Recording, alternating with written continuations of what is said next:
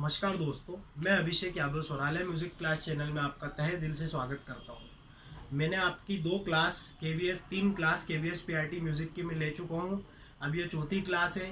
आपकी एग्ज़ाम बहुत नज़दीक है, आपको पता है 9 तारीख को आपका पेपर है।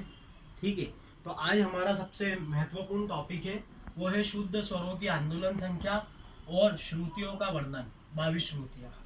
अच्छा, एक चीज़ इसमें इम्पोर्टेंट है कि आंदोलन संख्या जो है उसको फ्रीक्वेंसी भी कहते हैं। अगर एग्जाम में आ जाए फ्रीक्वेंसी से, तो आपको फ्रीक्वेंसी से भी पता होना चाहिए। ऐसा नहीं कि आंदोलन संख्या दिया तो आंदोलन संख्या के हिसाब से ही लगाएंगे, फ्रीक्वेंसी का मीनिंग भी वही है।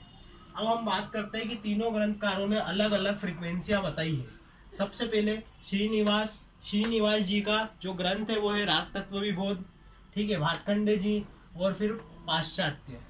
अब तीनों ने अपनी अलग अलग फ्रीक्वेंसियाँ बताई है, जिसमें कि कुछ स्वर ऐसे हैं जिनकी फ्रीक्वेंसियाँ सेम है। जैसे सा की सेम है 240 240 240।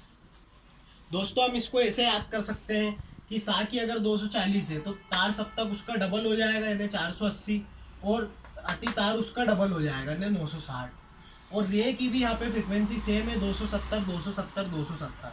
अब इसमें 240 से मात्र 30 आगे खस के हम, तो ये याद रखने में आपको आसानी होगी। फिर अगर मध्यम की बात करें तो मध्यम की कितनी है, 320 है तीनों में, ठीक है। पंचम की 360 है तीनों में। अब यहाँ पे ध की जो है वो है 405, श्रीनिवास जी ने बताई है। भातखंडे जी की भी 405 और पाश्चात्य की 400 है। तो आप याद रख सकते हैं कि 2 की 405 और 1 की 400। मेन जो डिफरेंस आता है वो ग और नी में आता है, क्योंकि इसमें पूरा डिफरेंस अलग अलग रहेगी। तो ग की जो है वो 288 है श्रीनिवास जी की, और भातखंडे जी की 301 17/3 है, और पाश्चात्य की 300 है, ठीक है। अब उसके बाद नी की बात करें तो नी की 432 है, 452 4/43 और 450 है पाश्चात्य की। अब इसमें ये चीज है कि जो ग और नी में इतना डिफरेंस क्यों आ रहा है, तो उसके पीछे कारण ये है कि लोचन श्रीनिवास और हृदय नारायण देवी और अहोबल जी ने जो शुद्ध मेल आज का जो काफी थाट है उसको माना था। इस कारण क्या होता है कि स्लाइट डिफरेंस हमको देखने को मिलता है। अब जो लोचन है, लोचन का जो ग्रंथ है वो है राग तरंगिनी।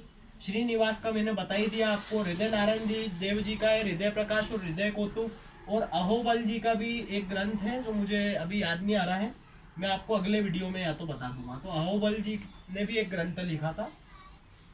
तो इस प्रकार से तीनों जो ग्रंथकार हैं, श्रीनिवास जी और भातखंडे जी और पाश्चात्य में फ्रीक्वेंसियों का वर्णन इस प्रकार से किया गया है।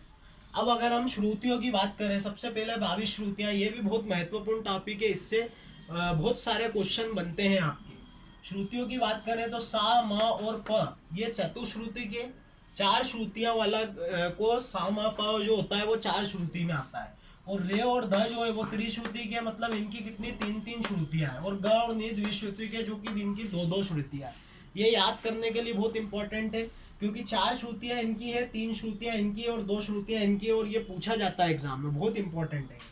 अब अगर मैं बात करूं 22 श्रुतियों की, तो ये 22 श्रुतियां नाम दिए हुए हैं: तीव्रा, कुमुदती, मंदा, छंदोवती, दयावती, रंजनी, रक्तिका, रुद्री, क्रोधी, वज्रिका, प्रसारिणी, प्रीति, मार्जिनी, शीति, रक्ता, संदीपनी, आलापिनी, मदंती, रोहिणी, रम्या और उग्रा और शोभिनी। अब इसमें देखिए कि मैंने किस प्रकार से इनको डिस्ट्रीब्यूट किया है। ये जो स्वर दे रखे हैं, ये प्राचीन काल में जो बताया गया था कि कौन सा स्वर कहाँ पे स्थापित है, वो फर्स्ट नंबर पे दे रखा है। और सेकंड नंबर पे आधुनिक काल में जो स्थापित किए गए वो दे रखे हैं। और तीसरे नंबर पे जो कोमल स्वर स्थापित किए गए वो दे रखे हैं। अब मैं आपको एक एक करके बताता हूँ किस प्रकार से। प्राचीन काल की बात करें तो प्राचीन काल में जो स्वर स्थापित करे गए वो अंतिम श्रुति पे करे गए। तो आपको पता है जैसे सा की 4 श्रुतियां, तो चौथी श्रुति उसकी अंतिम श्रुति हुई, तो सा हमारा अंतिम श्रुति पर स्थापित। इसी प्रकार से रे, इसी प्रकार से ग, इसी प्रकार से म, इसी प्रकार से प, इसी प्रकार से ध और इसी प्रकार से नी, अंतिम श्रुति पर, आप याद रखिएगा। और आधुनिक समय में जो स्वर स्थापित किए गए वो प्रथम श्रुति पर स्थापित किए गए, प्रथम श्रुति पर स्थापित किए गए। जैसे सा, ठीक है, रे, ग, म, इस प्रकार से जो पहली श्रुति आप देखेंगे, जैसे तीव्रा पे है ना, दयावती पे, रोद्री पे और वज्रिका पे, शीति पे, मदंती पे और उग्रा पे, इस प्रकार से क्या हुआ, आधुनिक काल के स्थापित किए गए। और फिर कोमल स्वरों की बात करें तो कोमल स्वरों में तीसरे नंबर की जो श्रुति है उस पर स्थापित करा गया। जैसे इसकी जो सा की 4 श्रुतियां है, तो तीसरे नंबर की है मंदा, तो मंदा पे कोमल रे आया। फिर जो रे की जो तीन श्रुतियां, उसमें कौन सी है? तीन श्रुतियां में रक्तिका जो है, रक्तिका पे क्या है? कोमल गा आया। अब कोमल गा के बाद शुद्ध गा तो इसमें आ ही गया है, तो माँ शुद्ध गा के बाद तो कोई कोमल स्वर है ही नहीं। फिर माँ के बाद तीव्र माँ आता है, तो माँ के बाद तीव्र माँ कौन सी श्रुति पर आएगा? तीसरी श्रुति पर। ये देख सकते हैं आप, प्रीति पे आया है। इसी प्रकार से संदीपनी पे, फिर उसके बाद रम्या पे, और आखिरी में इस पे तो आएगा नहीं क्योंकि कोमल नी से हमारा समाप्त हो जाता है। अब मैं बात करूं थोड़ा सा आगे की, तो इसमें क्वेश्चन किस प्रकार से बनते हैं? क्वेश्चन इस प्रकार से बनते हैं कि पहली श्रुति पर बताओ कि सा कहाँ पे स्थापित है। सबसे पहले ऐसा पूछा जा सकता है कि सा आधुनिक काल में कहाँ पे स्थापित है, या पूछ सकते हैं कि सा जो है हमारा वो प्राचीन काल में कौन सी श्रुति पर स्थापित है, इस प्रकार से भी पूछ सकते हैं।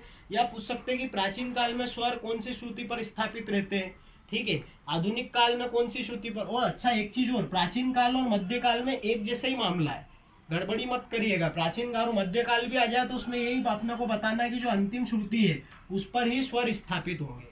आई थिंक, मुझे लगता है आपको समझ में आया होगा। अब मैं आगे की बात करता हूँ कि मध्यम ग्राम जो है, मध्यम ग्राम में पंचम त्रिश्रुतिक होता है, मतलब कि तीन श्रुति वाला, ये भी एक इम्पॉर्टेंट क्वेश्चन बनता है। और दैवत चतुश्रुतिक हो जाता है, यानी जब मध्यम ग्राम की बात करें तो एक श्रुति खसकता है पंचम, तो वो तीन श्रुतिक हो जाता है, और दैवत जो हो जाता है वो चतुश्रुतिक होता है। अतः पंचम 16वीं श्रुति पर आता है। इसीलिए पंचम जो पहले जो 17वीं श्रुति पर था, ये आप देख सकते हैं आलापिनी में, वो अब आ जाएगा संदीपनी पे, क्योंकि ये कौन सा ग्राम है? ये मध्यम ग्राम है। मुझे लगता है आपको अच्छे से समझ में आया होगा। आज का टॉपिक हमारा खत्म होता है, और ये था आपका श्रुतियों पर और शुद्ध स्वरों के आंदोलन संख्या पर वर्णन था। अब आपको अगर वीडियो बहुत अच्छा लगा हो या अच्छा लगा हो और दिल से आवाज आए तो चैनल को सब्सक्राइब, लाइक और शेयर जरूर कीजिएगा। मैं आपके वीडियो अब टाइम टू टाइम लाते रहूँगा। मुझे पता है एग्जाम आपकी जल्दी आ रही है। Thank you so much. जय श्री राम।